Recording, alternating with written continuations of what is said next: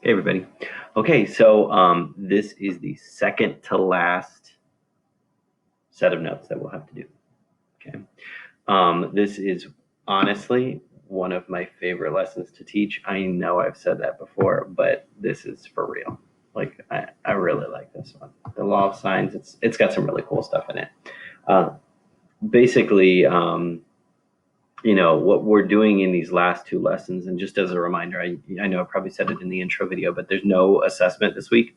We're just doing sectional 13.5 and then 13.6, and then you just have you do your homework assignments and then submit those, and that's it. That's all you'll have to do. So once you get that in, that's it for the year for honors algebra 2. But yeah, so but basically what we're doing in these last two sections is taking what we learned about trigonometry and taking it out of right triangles and putting in, generalizing it to all triangles. Okay. So we're going to do law of sines in section 13.5 and then law of cosines in section 13.6. All right. Excuse me. Ooh. Well, I'm really glad I caught that on video. All right. So section 13.5, law of sines. Here we go. Now, take this, I struggle with showing you this example because it's not exactly the law of sines. It's just something cool that you could do with sine. And because it's really odd that you can actually do this. Well, let me just shut up and show you the example. Okay, so take this triangle that we have here. The book gives this example about a guy who's trying to make a sail with this given amount of fabric. Okay, and he needs to know how much fabric he's going to need. He needs to know the basically the area of the sail. Okay, and it's triangular. But the problem is he doesn't know the height. Okay, he doesn't know the height, which is unfortunately, we have our area formula as area is equal to 1/2 the base times the height, right? And that's area of any triangle. But he doesn't know this value. What he knows is this value and this value. He does know the base, right? So we're good there. We have half our information, but unfortunately we don't know the height, but we do have the angle, okay? He knows that this interior angle here between these two given side lengths is an angle of 73 degrees. So is there a way that we could solve for the height given this information? Well, the height of the triangle breaks this big non-right triangle, breaks this big triangle into two right triangles, right? Take, for example, the one on the left side where I have this 73 degrees. I have a right triangle in there, and look what I have. I have the given angle. I'm looking for the opposite side, and I have the hypotenuse of this little triangle. So I know that the sine of 73 is equal to the opposite h over the hypotenuse 2.96. Okay, so what I can really say is the area now, well, I don't want to get to that part yet. If I solved here, I would say 2.96 times the sine of 73 is equal to my height. Okay, so this whole value is equal to my height. So area is now equal to 1/2 the base, 2.13 times my height, which I know is equivalent to 2.96 times the sine of 73.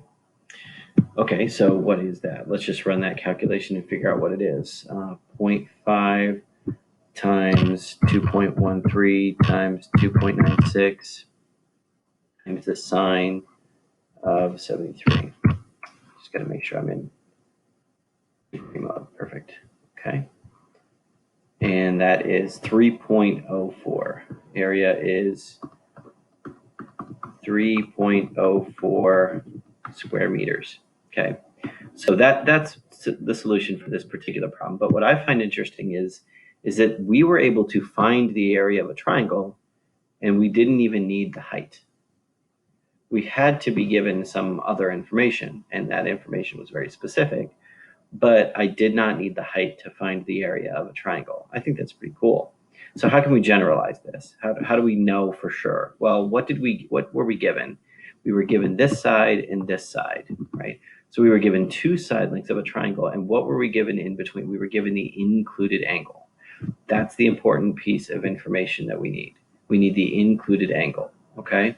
The area of any triangle can be represented by that 1/2 times base times height, and we know that the sine of the included angle, we're calling it A here, is equivalent to the height divided by its hypotenuse, right? Height divided by its hypotenuse. So if we multiply by c over to the other side, h is always equivalent to that hypotenuse, that c side, we're just calling it c, times the sine of a, the included angle a. Okay, so if we rewrite that formula, it's always going to be area is equal to 1/2 BC sine a. Area is equal to 1/2 BC sine a. Let's summarize that for you here. Okay, now this is only given side angle side relationship. We're going to have to think back to geometry a little bit here. This is only given a side angle side relationship. So maybe I had, the side B, the side C. I must be given the included angle A. Okay. If I was given side A and side C, I must be given the included angle B. Okay, you have to have the angle in between those two side lengths to be able to perform the area formula. So it's always area is equal to 1/2 the two sides times the sine of the angle in between those two included sides. Okay. All right, so let's apply this one time. Okay, first of all, can we even use this area formula? Do I have a side angle side relationship? Yes, I do. I have a side, I have an included angle, and then I have the other side, the adjacent side. Okay, I shouldn't even call it the adjacent side because we're thinking back to SOHCAHTOA, and we don't want to do that. We just have the two sides and the included angle. Okay, so that means the area is equivalent to 1/2 the two side lengths given times the sine of the included angle, sine 40. So A is equal to 1/2 3 times 5 times sine 40. 1/2 times 3 times 5 times sine of 40. Give me 4.8, rounding it to the nearest tenth. 4.8 meters squared. Okay. Again, I just think this is interesting that you can find the area without needing the base. Or sorry, excuse me, without needing the height of the triangle. As long as you have the side angle side relationship. Okay, now you know what? Here's what I'm going to do. I am going to not show the way the book shows this. I don't like it.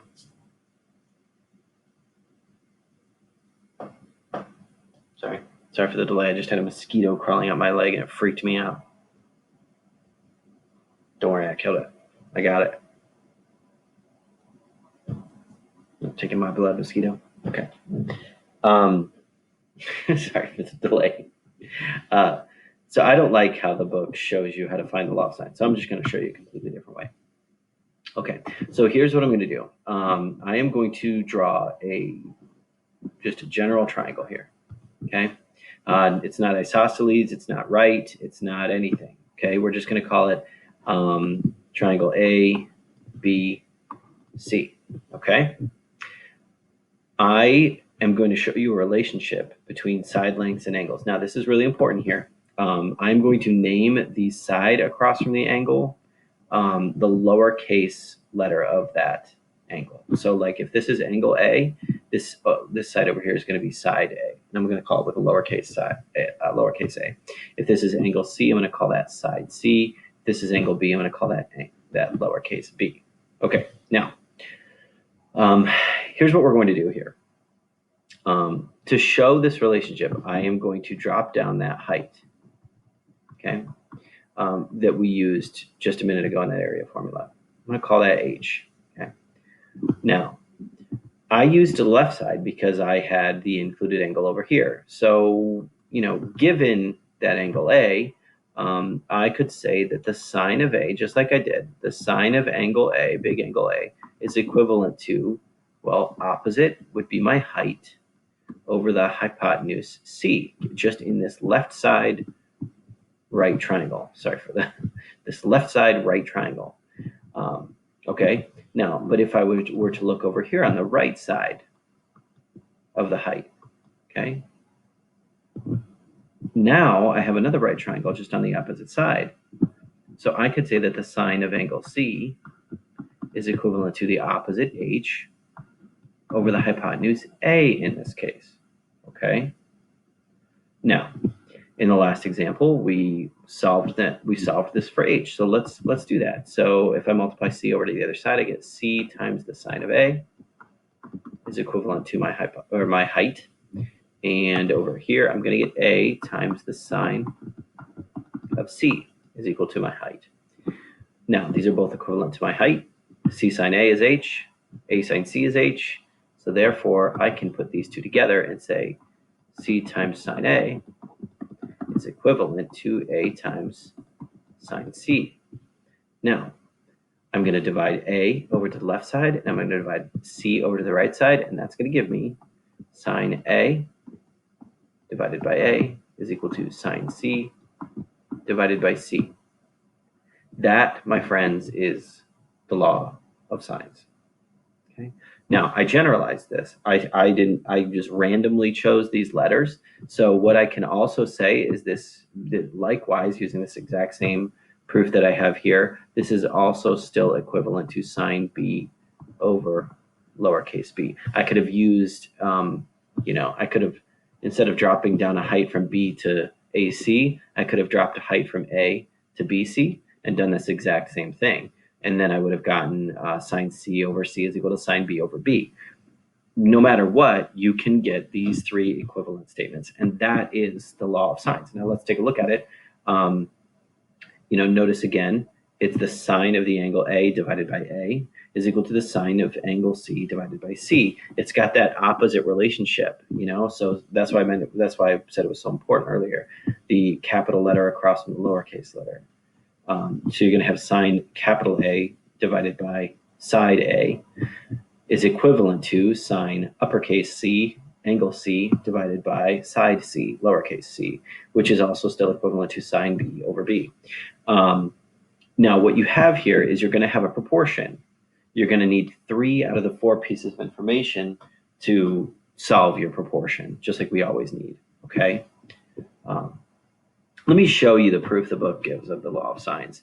Basically, they say, they use that area formula, and they say no matter what, the area is equal to 1/2 BC sine A, or 1/2 AC sine B, or 1/2 AC AB sine C, which is basically all the 3 different variations of this area formula that was given over here, right? All of these are equivalent to the same area, right? This area of this triangle doesn't change, but the formulas you could move around depending on, if you had these 2 sides with the included angle here, or these 2 sides with the included angle here. So what they say, since all those areas are equivalent, you can set all those areas equal to one another. Okay, now what they do is they get rid of the 1/2s because obviously, if they all have a 1/2, you can just multiply through by 2. Now, I hate when it doesn't. So what I can do here is now I'm going to divide through this whole thing by ABC. Okay, by ABC. I'm going to divide this by ABC, this by ABC, and this by ABC. Things are going to cancel. Okay, BC is going to cancel on our first, AC is going to cancel on our second, AB is going to cancel on our third, leaving us with sine A over A is equivalent to sine B over B is equivalent to sine C over C. Okay, that is really the law of sines, just shown in a different way. Okay, so in summary, there is the law of sines. Go ahead and jot that down if you have not already. Pause if you need to. Now, the law of sines is only used when you have a specific set of information. Okay, the law of sines allows you to solve a triangle as long as you have angle, angle, side, or angle, side, angle information. Okay, now what does that mean? Think back to geometry. If you are given an angle, that's not an angle, that's a side length. If you're given an angle, and a non-included side, or if you're given an angle and an included side, and another angle. Sorry, double mark there, right? Okay, so that if you're given 2 angles and a third side, you can use law of sines. Okay, Doesn't matter where that third side is, as long as you have two angles on the side, you're good. Now, you can use the law of sines. Now, what does this mean for the other options? Well, that just means you have to do a different method, which is the law of cosine. So like, what about side angle side? Okay, you're going to have to use the law of cosines, which is in the next video. What about side side side? It's the law of cosines, which is in the next next video. What about the bad word? Well, I'm not going to spell it. I'll call it SSA. What about the bad word? What about the angle side side relationship, the one that never worked for congruency, right? Well, if you've got a side side angle relationship, you can use the law of sines, but you just have to be careful. Okay, you just have to be very, very, very careful.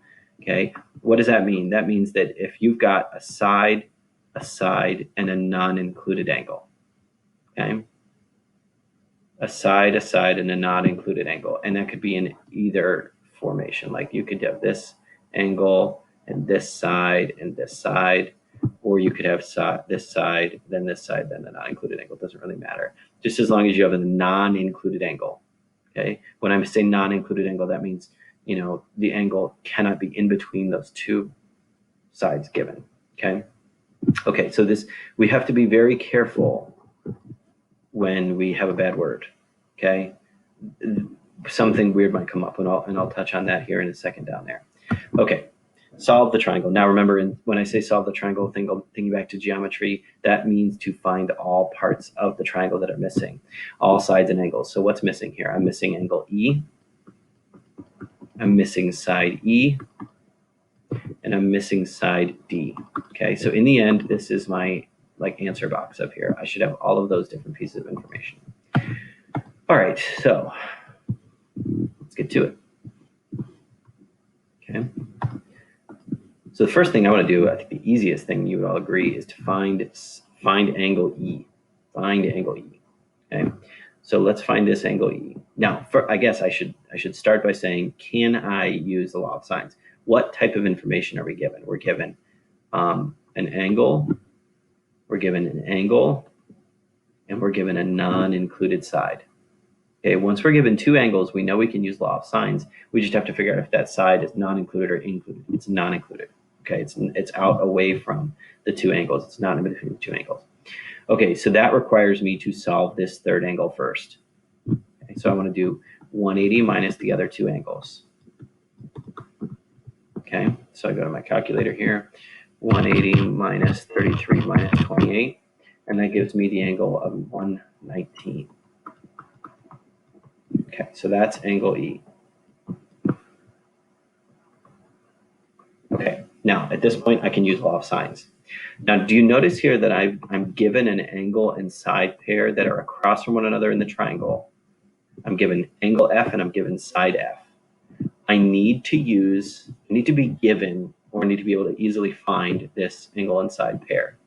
So what does that mean? I can say sine of 28 divided by, see the sine of the angle divided by its opposite side of 15. Sine of 28 divided by 15. And I can say that is equivalent to either of the two angles, the sine of either of the two angles divided by its opposite side. So it doesn't matter what we do now. Let's find sine 119 divided by E.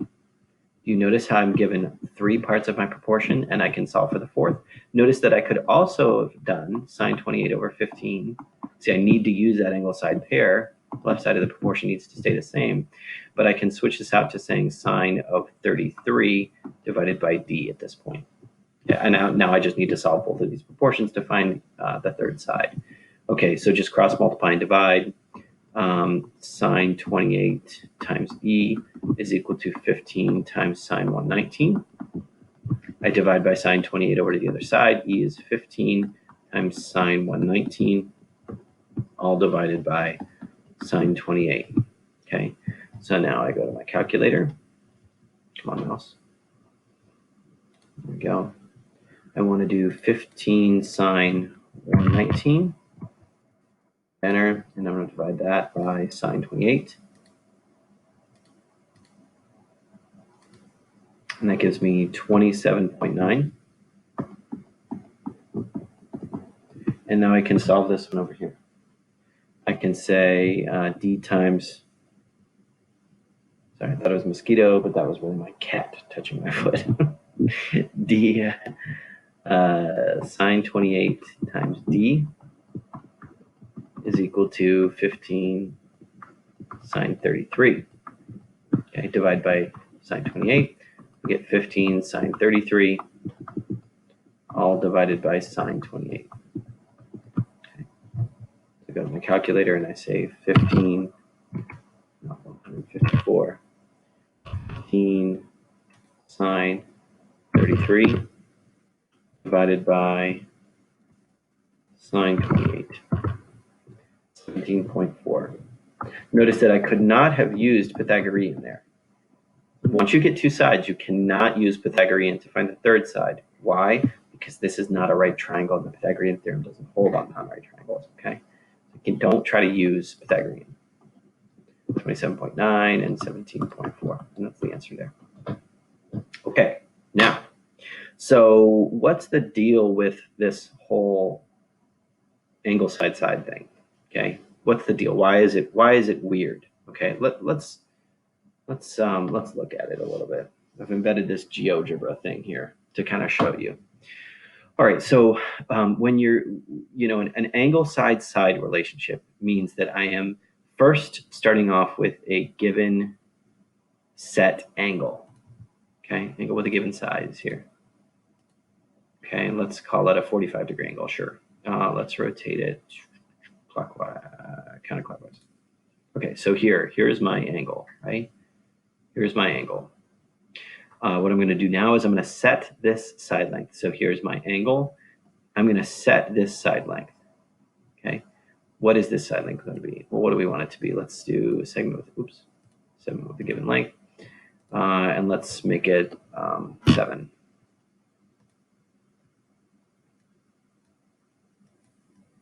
Oh shoot! Wait, never mind. I think I want to start this differently. Hold on a second. Let me start over with this. I think I want to set the side first. Yeah, let me do that. So let's start here. I'm still going to have the same relationship. I just want to use this. So 7. There we go. This is going to be better. So here's this. Okay, right? And let's set my angle now. Okay, angle with a given size. We'll call it BA. And now we'll go clockwise because we want to go downward 45 degrees. There we go. Now, I know this side is 7, right? This side is 7. And let's set, well, no, let's not set B yet. We don't know this length, right? I'm going to make this array to enforce the fact that we don't really know what's going to happen there, right? This could be really long. It could be really short. We don't know yet. But we are given this angle. We're given this side. And now let's say we set this other side to be, I don't know, 8. Okay. So do we notice here that there's my triangle, right? There is my triangle. There it is. Boom. Done. And I can figure out what those measurements are, right? I have the angle 45. I have my set side here. I have my set side here. And I can figure out what this side AC is. I can figure out what my angle B is. Boom, done. Okay. So what if we change the length of BC? What if we're given something shorter? What if we're given something like 3? Well, obviously, if my third side is that short, does it ever even reach that long side? I mean, I can't change this angle, right? I can't make that angle smaller. I can't like pull it downward. It's never going to be, it's like, ooh, but it can never reach side AB. Sorry, side AB prime. Right? I can never reach down there. So there are some instances when given an angle, a side, and a side length, when those are all set, right? And I'm swinging this angle because I don't know this angle, right? This angle can be small, it can be big. I don't know. The only thing that's set is this 45, this 7, and this 3. I think I made it, but I know it's not long enough, right? Okay, so let's make it a little longer. maybe 4.5. If that reaches. Does it reach? Hope it reached. Nope, it didn't reach yet. Okay, hold on. Oh, it's still on that tool. Let's call 5. Let's see what happens there. Did that reach yet? Oh, it does. It reaches right there. Perfect. So now we're given this angle B that we can find. We can find side B, this side, whatever the length from A to C is. And then we would be able to find angle BCA too, right? Or ACB, whatever we want to call it, right? But wait, there's more. Get out of my way. What if that swings over here? You know what? Let's make it just a hair longer to really emphasize this point. What if this was not just 5? What if it was 5.5? You know, we can see it. Oh, it almost lines up right there. We can see this triangle here, right? We make a triangle there. What happens? See, notice how I could hit a point there, but this could also swing to right here, right? Holy chicken nuggets. So what I'm telling you is that there's this triangle here, of course, right? With these given side length, and an excluded angle, right? Those are my 3 parts. But I can actually swing this over here, and I have a whole nother triangle made with the exact same. I did not change my given information, right? I know I'm messing with this length BC, but I'm saying, okay, given a 45-degree angle, AB is 7, BC is 5.5, I can have not only 1, but 2 different variations of triangles that could be made. I could have a particular angle B, and then I could swing it back in, and I can have a completely different angle B. Okay. Now, here's the true cool part of this. What do you notice about angle C? Well, angle C is acute in this scenario. What about here? It's obtuse. It's all about the swinging angle C. Okay? It's all about that swinging angle C. Why? Because when we go to find law of sines, you know, think about what your calculator gives you. You know, think back to section 13.4. When I go to take inverse sine to find an angle, when I go to find angle C there, my calculator is only going to spit back to me my restricted domain. The calculator is only going to spit back to me the first and fourth quadrants. So it's only going to give me the things in the first quadrant. Are there other places where that exists? Of course, right? There's a whole other side to the unit circle.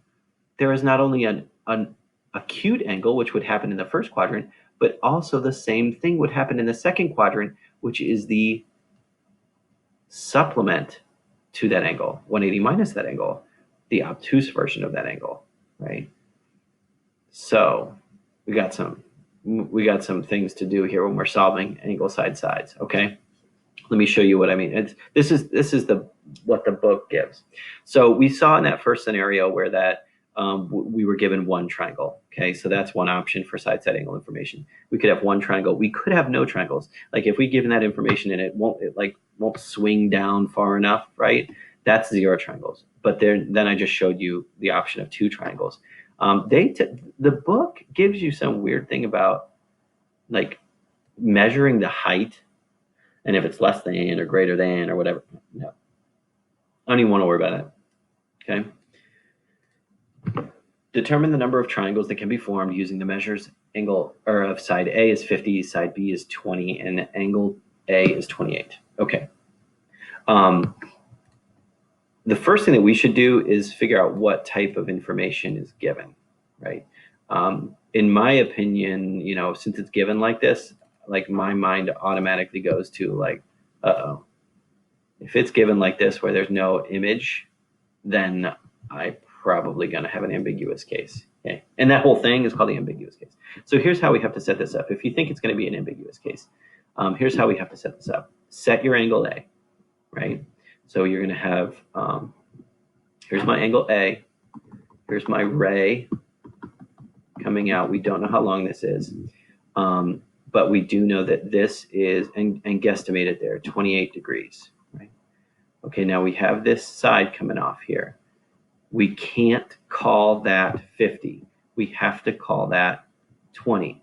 Why? Because angle A is going to be across from side A. Now, I always like to just kind of float it out there just in case it doesn't even make a triangle. Okay, and there's my 50. Here's angle A, right? Here's side A, lowercase, capital. Okay, so if this is 20, we're calling this angle B. That would make this angle C and this side C, okay? Which means I can erase away a little bit of my ray that I made. I got a little carried away. Carried away, get it? It's late, folks. Okay, so what does that mean? That means that I need to say the sine. Now, do you notice how I have an angle side pair across from one another that I can use, right? Here and here. So I need to say the sine of angle A, the sine of 28 divided by its opposite side, 50, is equivalent to, now I can't even use angle C and side C because I don't have one of the two parts across from one another, right? I can find angle B though. Sine of angle B divided by that opposite side of 20. Now I cross multiply and divide here. We get 20 times the sine of 28 divided by, well, sorry, I'm just getting ahead of myself. 50 times sine B. We divide over the 50. We get 20 sine 28 divided by 50 is equivalent to sine B.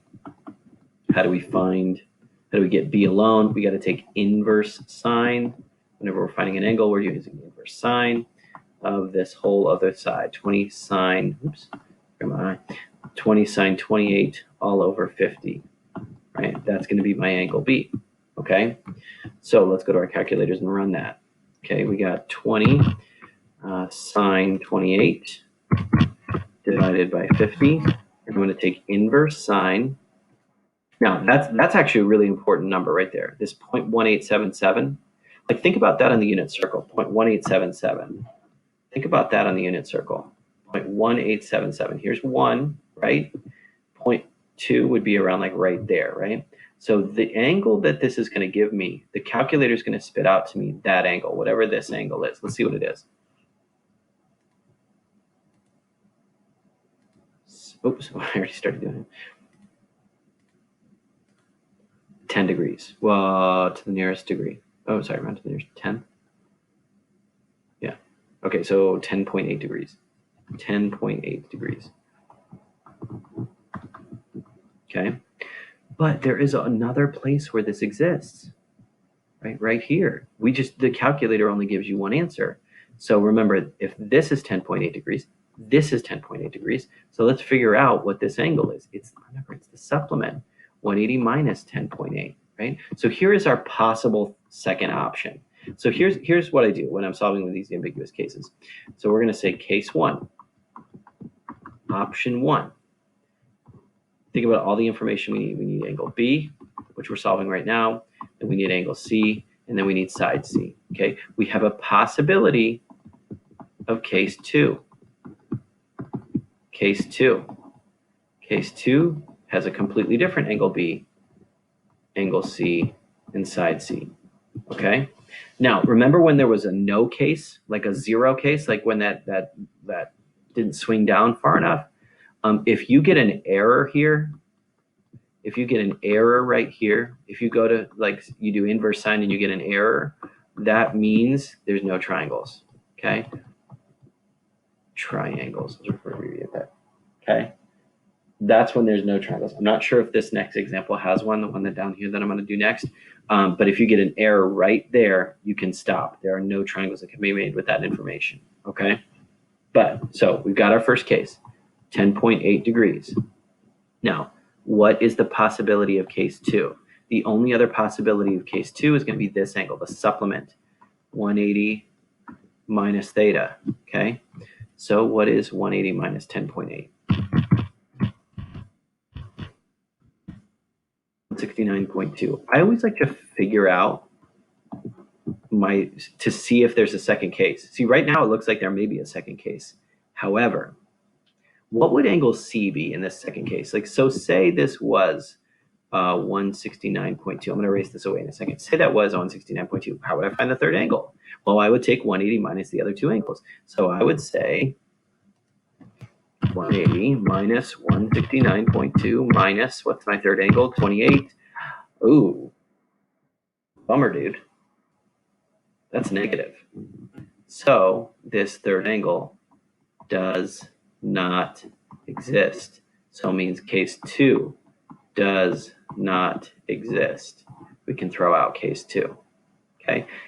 If this angle is not plausible based on that supplement of that sine value, then you're done. There is no case 2. It's that option where it only hits once and it doesn't swing around and hit again.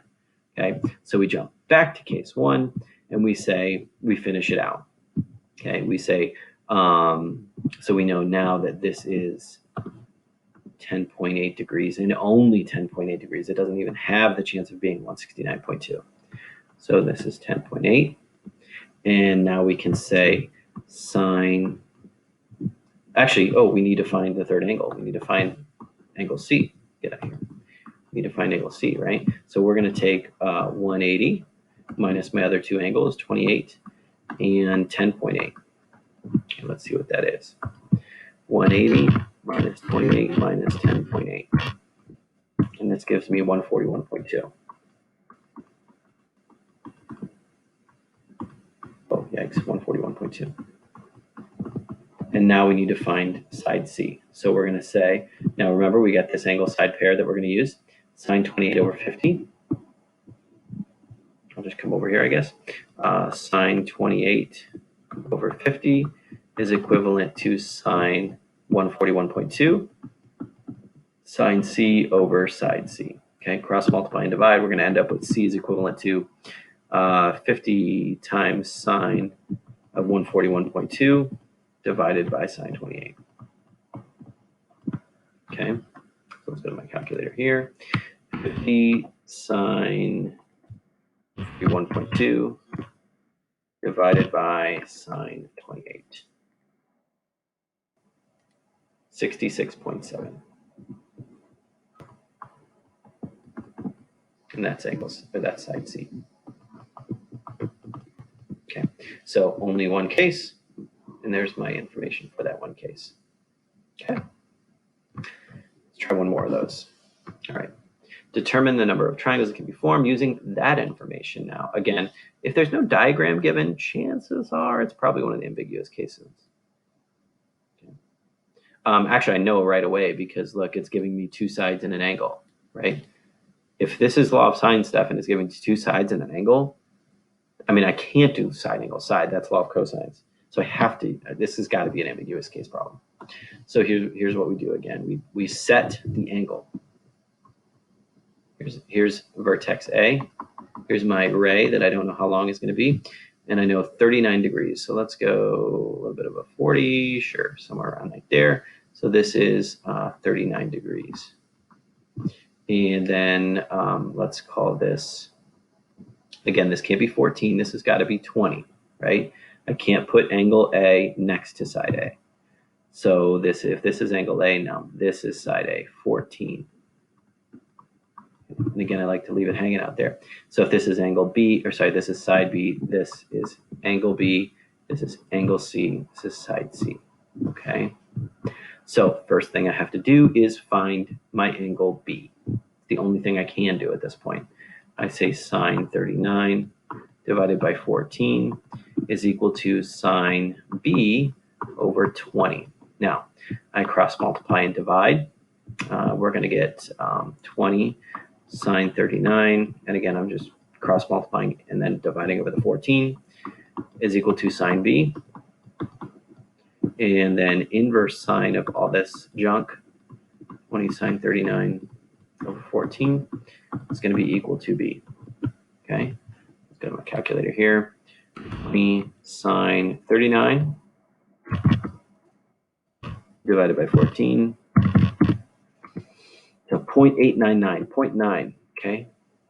So inverse sine of that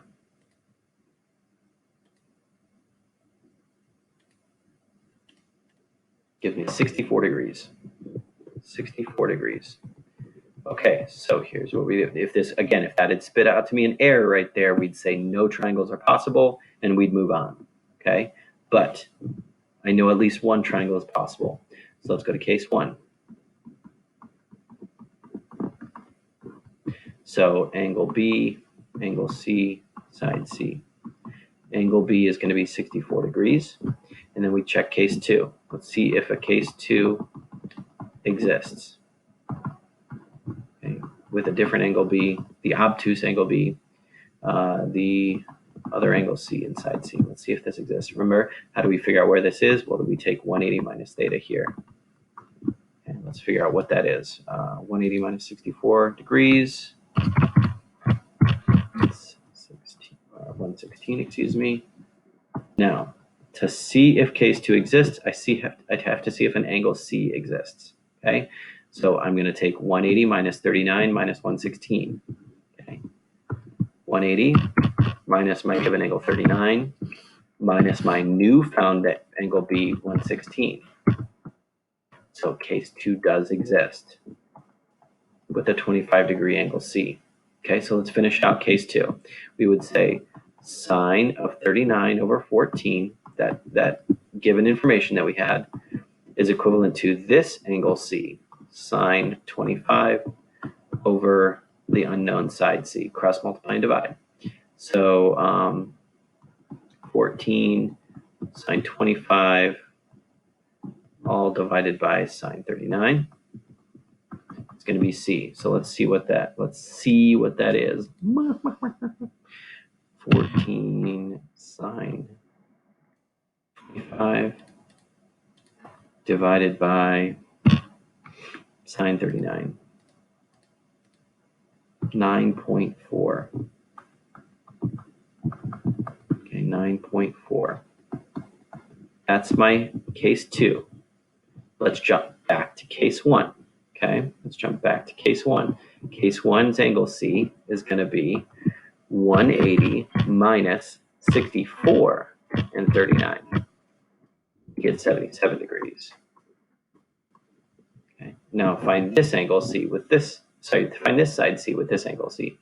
So we say, again, sine 39 over 14, the given information that we had, and now we're going to say sine 77. Instead of doing sine 25, we're going to do sine 77, the other angle C, divided by side C. Okay, so we get C is going to be equivalent to 14 sine 77 divided by sine 39. Okay, so go to my calculator here. 14 sine 77 divided by sine 39. 21.7.